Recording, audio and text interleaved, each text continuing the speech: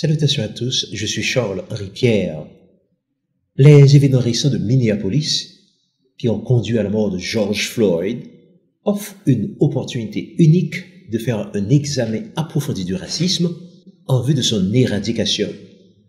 Le racisme est un véritable cancer qui gangrène le tissu social, qui le ronge de l'intérieur et qui le désagrège jusqu'à sa disparition éventuelle.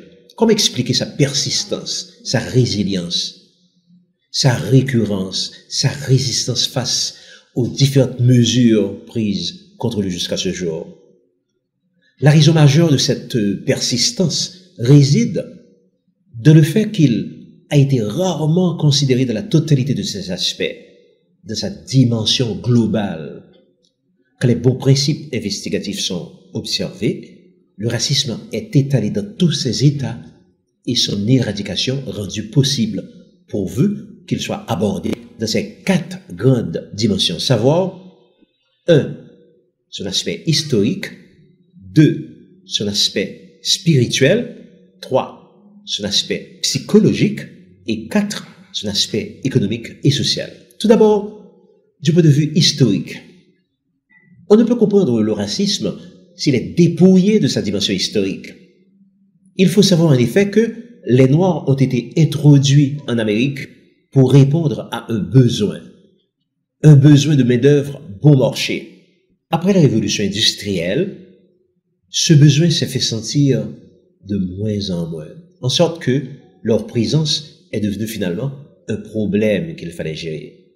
Il y eut alors un débat entre, d'une part, les conservateurs, qui voudraient sinon revenir au statu quo antérieur, du moins maintenir les Noirs dans un état d'apartheid virtuel ou de citoyens de deuxième classe. Envers eux, l'État n'aurait que peu ou pas de responsabilité. D'autre part, il y eut aussi les progressistes qui acceptent d'absorber les Noirs de la population générale pour en faire des citoyens à part entière.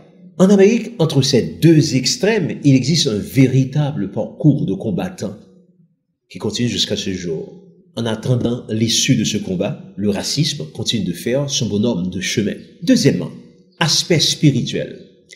À l'instar de leurs camarades antillais, ceux qui sont victimes en Amérique aujourd'hui de racisme ne sont pas n'importe qui, comme on se plaît à le dire. Ils ne sont pas, dans leur majorité, des afro-descendants du genre afro-canadien, afro-américain, afro-jamaïcain, afro-haïtien, etc. Les recherches archéologiques, historiques, biologiques, anthropologiques et théologiques ont permis de montrer qu'ils sont plutôt des rejetons de Jacob, dont une première vague arriva en Amérique depuis l'époque du roi Salomon.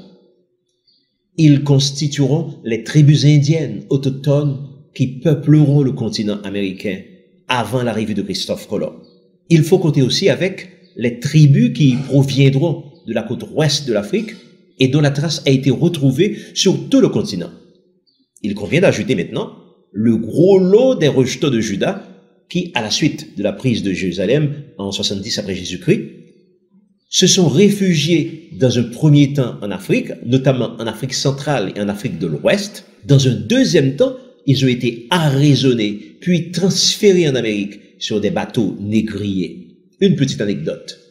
Le fils d'un roi africain a été capturé par mes gardes et envoyé aux États-Unis.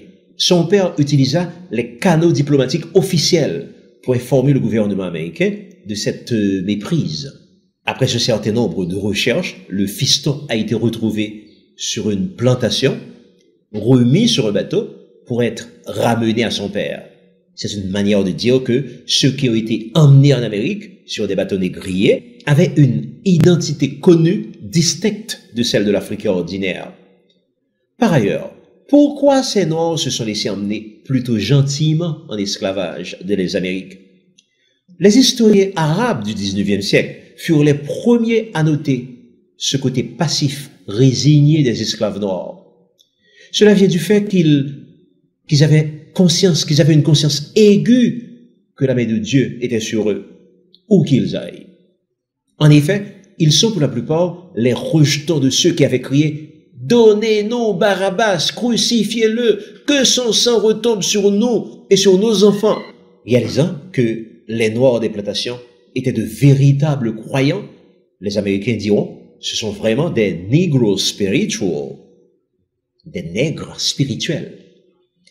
Il existe de la Bible tout un lot de prophéties qui pèsent sur les Noirs du Nouveau Monde et qui montrent qu'ils ne sont pas tout à fait, du point de vue spirituel, maîtres de leur destin.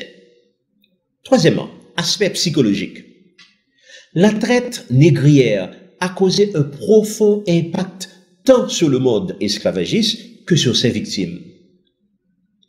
Les spécialistes l'appellent le PTSS ou Post-Traumatic Slaves Syndrome ou encore syndrome post-traumatique causé par l'esclavage.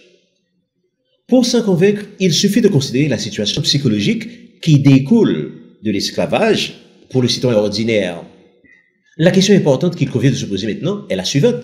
Après l'abolition de l'esclavage, quelles seront les relations entre la classe dominante blanche et les rejetons des esclaves?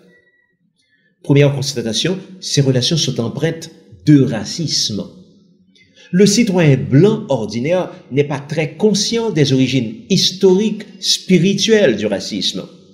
Mais il trouve parfois bizarre que ces citoyens noirs n'aient pas pu avec le temps s'élever au niveau de leurs camarades blancs. C'est qu'il doit bien leur manquer quelque chose. En effet, aux yeux de ces citoyens, les Noirs ont probablement une déficience constitutive qui explique ce retard, ce constant état d'infériorité économique et sociale.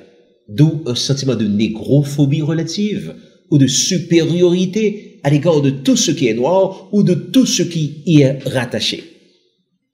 À l'inverse, les descendants d'esclaves noirs d'Amérique développent inconsciemment un sentiment d'admiration, de blancophilie et d'infériorité relative à l'égard de tout ce qui est associé au blanc.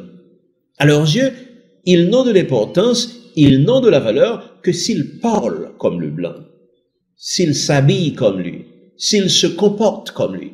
Ils défrisent leurs cheveux et vont jusqu'à s'éclaircir la peau pour lui ressembler. Donc, les complexes de supériorité au racisme et d'infériorité sont donc deux pathologies psychologiques causées par le choc de l'esclavage, tant sur les auteurs que sur les victimes. Quatrièmement, aspect économique et social. Mais c'est peut-être sur le plan économique et social que le racisme a causé le plus de dégâts, ou du moins c'est les dégâts les plus visibles. En effet, dans les sociétés esclavagistes classiques, les conservateurs, c'est-à-dire les partisans du statu quo ante, semblent l'emporter sur les progressistes, partisans de la réforme. Pourquoi? Pourquoi, disent les premiers, faudrait-il changer un système qui leur assure les meilleures places dans les systèmes éducatifs, dans les systèmes de santé, dans le logement, dans les institutions gouvernementales, le commerce, l'industrie, les arts, la culture, le travail, l'agriculture, etc. Pourtant, là où une place importante leur est réservée, comme dans les sports ou la musique, les Noirs brillent de mille feux.